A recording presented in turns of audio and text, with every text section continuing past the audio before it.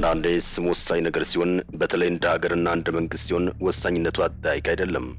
ኤርትራና መንግስቷ ስማቸው ጥሩ ትርጉም ይዞ አይታይም። ምዕራባውያን ፕሬዝዳንት ኢሳያስ አፈወርቂን አምባገነን፣ አገራችን ኤርትራንም የሰብአዊ መብት ጥሰት የሚፈጸምባት ያደርጓታል።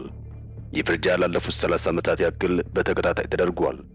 በተለይም የአሜሪካ ባለስልጣናት የኤርትራና የመሪዎቿን ስም ከማጥፋት ልፍ ብለው ክስ ለመመስረት ላይታች እያሉ ሲሆን ነገሮች በዚህ ከቀጠሉ ፕሬዝዳንት ኢሳያስ የዲፕሎማሲ ድል ካልቀናቸው በእጃቸው ካቴና ገብቶ ሊታሰሩ ይችላሉ። አሜሪካኖች እያሉ ያሉት እንደዚያ ነው። ኢሳያስና መንግስታቸው በዓለም አቀፍ ሕግና ፍትህ መሰረት ይዳኙ የሚሉ ናቸው። ለተፈጸመው የሰብአዊ መብት ጥሰት ተጠያቂ ይሁኑ የሚሉ ናቸው። ይህ ደግሞ በፕሬዝዳንት ዶናልድ ትራምፕ ይሁንታና የወዳጅነት መሻት ብቻ የሚቀለበስ ነገር ሆኖ አልታየም። ነገሮች ከሚባለው በላይ ቀረው ኢሳያስ ቢቆሳጠሩ ይሻላል ወይስ ቢለሳለሱ የሚለው ጉዳይ የወቅቱ የአፍሪካ ቀንድ መወያያ አጀንዳ ሆኗል። ኢሳያስ የሚታወቁት በአምባገነን ስማቸው ሲሆን ከ30 ዓመታት በላይ ኤርትራን ለተሰጥ አድርገው የገዙ በመቆሳጠር እንደሆነ ይነገራል። አሁን ከዚያ በተቃራኒ ባልተጠበቀ አሰላለፍ መጥተዋል። ይህን ተከትሎም እየወጡ ያሉ አስተያየቶችና እየተሰሙ ያሉ ትንታኔዎች ኢሳያስን እንቅልፍ የሚነሱ ናቸው። ዕለቱ የሳምንቱ መገባደጃ ስለሆነ ሰሞንኛ ኢሳያስና ኤርትራን ተኮር ትንታኔዎች፣ አስተያየቶችን ጨመቅ አድርገን እናያለን። አብራችሁን ቆዩ።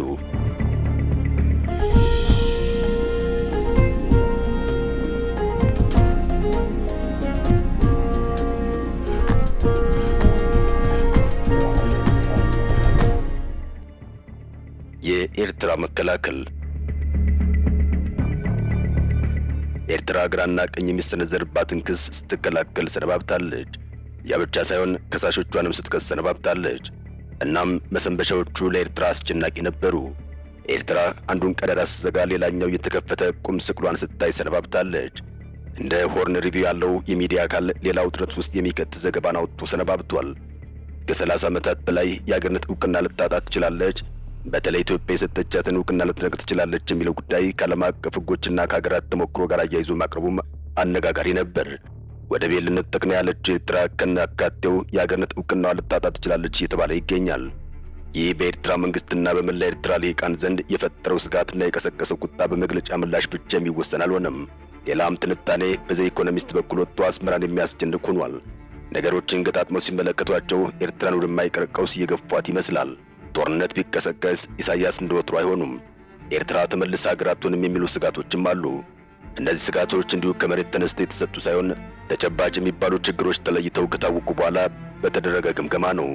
ኢሳያስንም አገራቸውንም ሲገመግሟቸው እንደ በረዶ ሆነዋል። በረዶ ዝናቡ ሲቆም አለያም ከውሃ ውጭ ሲሆን ይሟሟል። ኢሳያስና አገራቸው ከሰላም ውጭ ከሆኑ ይሟሟሉ።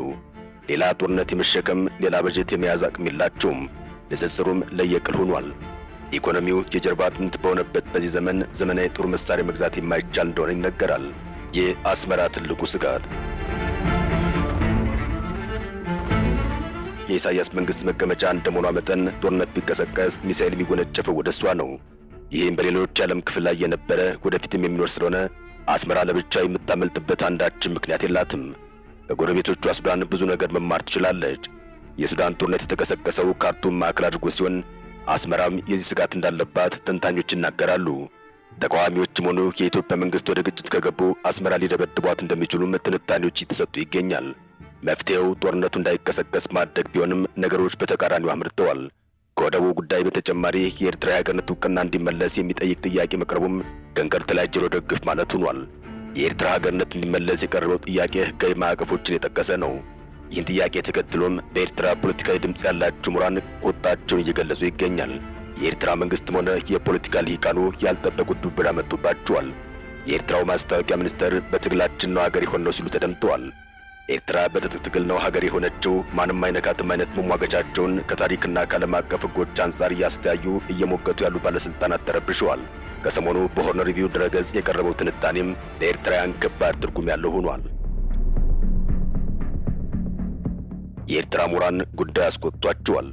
ኤርትራ ኃላፊነት የሚሰማት ጎረቤት ሀገር ባለመሆን የኢትዮጵያን ደህንነት በተደጋጋሚ የማተራመስ ኃይል ያላት እያለ የሚቀጥል ትንታኔም አስደንጋጭ ሆኖ ብቅ ብሏል። ኢትዮጵያ በ1993 ዓ.ም የተሰጠው ዕውቅና በወቅቱ በነበሩ የህወሓትና የሻዕቢያ መሪዎች መካከል የነበረን የጦርነት ጊዜ አጋርነት ያሳየ ፖለቲካ ውሳኔ በመሆኑ መልሳ መንጠቅ እንደምትችል የገለጸው ዘገባው ኤርትራውያን በማስቆጣቱ ምላሻቸው ከጀርባ የኢትዮጵያ መንግስት እንዳለበት አድርገው እየከሰሱ ይገኛል። ከዚህ አንጻር የኤርትራውያን ትግል በሁለት ተከፍሎ ይታያል። አንደኛው ወደ ቀደመ ትጥቅ ትግል ማለትም ኢሳያስና ጓዶቻቸው በረሃ ገብተው በኋላም ኤርትራን ከኢትዮጵያ ገንጥለው አገር እስከ ማድረስ የደረሱበትን የትግል ሂደት የሚያስታውስ ነው። እናም ከድርድሩ ይልቅ የትጥቅ ትግሉን ለማጉላት ይሞክራሉ። ሁለተኛው ከወደብ ጋር የተያያዘው ድርድር ሲሆን በእርግጥ ኤርትራ ለድርድር በሯን ዘግታለች። ይህም ራሱን ችሎ የሚሰጠው ትርጉም ኤርትራ ጦርነት አማራጭ እንዳደረገች ነው። ኤርትራ በወደብ ጉዳይ አልደራደርም የሚል የጸና አቋም የላትም የሚሉም አሉ። ቅድሚያ መሟላት ያለበትን ጉዳይ ያሟላ መንግስት ሲመጣ አብራ ልትሰራ ትችላለች የሚል ግምት አለ። ለዚህም ማሳያ ይሆን ዘንድ ሐሳቦች ሲነሱ ይታያሉ። ቀዳሚው ሐሳብ ጠቅላይ ሚኒስትር አብይ አህመድ አስጀምረው እንደነበረው አይነት ነው። ጠቅላይ ሚኒስትሩ ወደ ስልጣን በመጡ ሰሞን ከፕሬዝዳንት ኢሳያስ አፈወርቂ ጋር የፈጠሩት ወዳጅነት አይደለም፣ መሪዎቹንም ተራውን ዜጋንም የሚያስማማ ነው። ኤርትራና ኢትዮጵያ ተለያይተው ያልተለያዩ የአንድ ሳንቲም ሁለት ገጽታዎች ናቸው። ኢኮኖሚያቸው የሚያድገው ሰላማቸው የሚጸናው አንድ ሲሆኑ እንጂ ሲለያዩ አልነበረም። በዚያን ጊዜ ሁለቱ መሪዎች አንድ ሲሆኑ ከአስመራ እስከ አዲስ አበባ፣ ከአዲስ አበባ እስከ አስመራም በነጻነት ለመንቀሳቀስና የህዝብ ለህዝብ ግንኙነት ለማድረስ ያልጓጓ አልነበረም። ከዚህ ጎን ለጎን አሰብና ቀይ ባህር ላይ ለመዝናናት ከመሄድ አልፎም ድንበር ተሻጋሪ ንግድ ለማሳለጥ የጋራ የወደብ ተጠቃሚ ለመሆን እድል ተፈጥሮ እንደነበር አይዘነጋም። በሚያሳዝን ሁኔታ ግን ያን መሰል እድል መክኖ አሁን ያለበት ደረጃ ላይ ደርሷል። የወደብ ጥያቄያችን ተቀባይነት አግኝቷል። ይህን ያሉት ጠቅላይ ሚኒስትር አብይ አህመድ ናቸው። ጠቅላይ ሚኒስትሩ የኢሬቻን በዓል በማስመልከት በማህበራዊ ትስስር ገጻቸው ላይ ባስተላለፉት መልእክታቸው ላይ የባህር በር ፍላጎታችን በዓለም አቀፍ ማህበረሰብ ዘንድ ከፍተኛ ተቀባይነት እያገኘ መጥቷል ሲሉ ተደምጠዋል። በዚሁ ንግግራቸውም የውጥረቱን መልክ ለመቀየር ሞክረዋል። ብዙዎች ግምታቸውን እየሰጡ ያሉት ግን ከጠቅላይ ሚኒስትሩ በተቃራኒው ነው። የባህር በር ጥያቄው ተቀባይነት ያገኘው ከዓለም አቀፉ ሕግ አንጻር ቢሆንም የሁለቱ ሀገራት መሪዎች የገቡበት የቃላት ጦርነት ወደ ወደብ ድርድር እንደማይወስዳቸው ስጋታቸውን የሚገልጹ ጥቂት አይደሉም። እናም ይህን ተከትሎም ጦርነቱ ሚዛን ደፍቷል። ሁለቱ ሀገራት ሊጋጩ ይችላሉ የሚለው ስጋት የብዙዎች እየሆነ መጥቷል። ያም ሆኖ ጠቅላይ ሚኒስትሩ ለሕዝባችን ብልጽግና ስንል በሰላማዊና ሕጋዊ መንገድ የባህር በር ለማግኘት እየሰራ እንገኛለን ሲሉ ተደምጠዋል።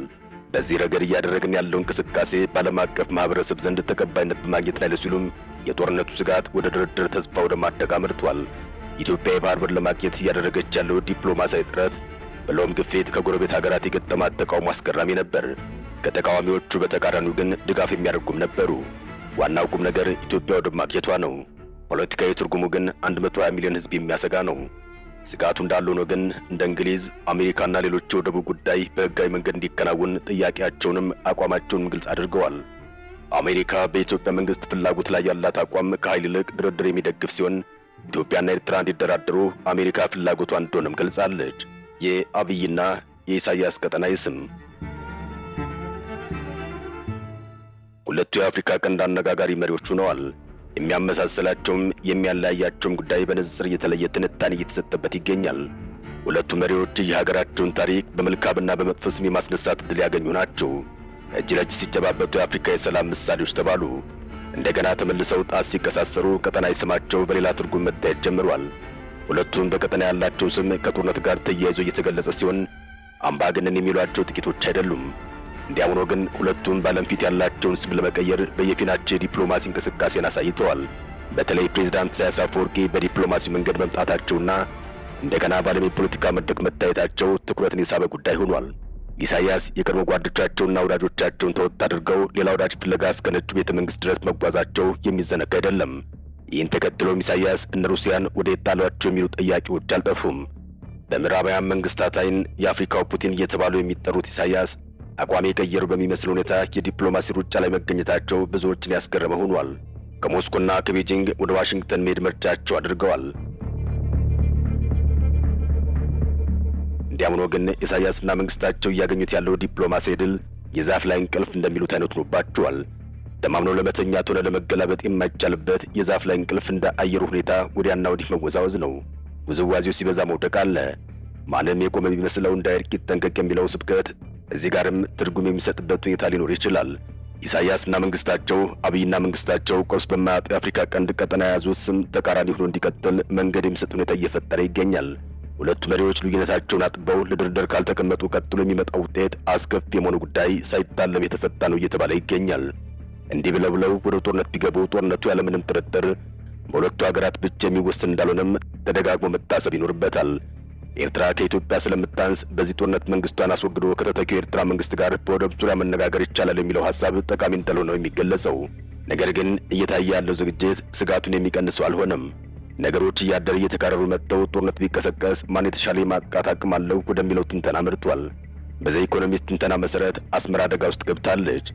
የእግርና የእግረኛ ጦር ላይ እንጂ የአየርና የሰው አልባ አውሮፕላኖች ላይ ብዙም ያልሆነች ኤርትራ ያሰጋታል። የዘመኑ ጦርነት የቴክኖሎጂ ወደ መሆን አምርቷል።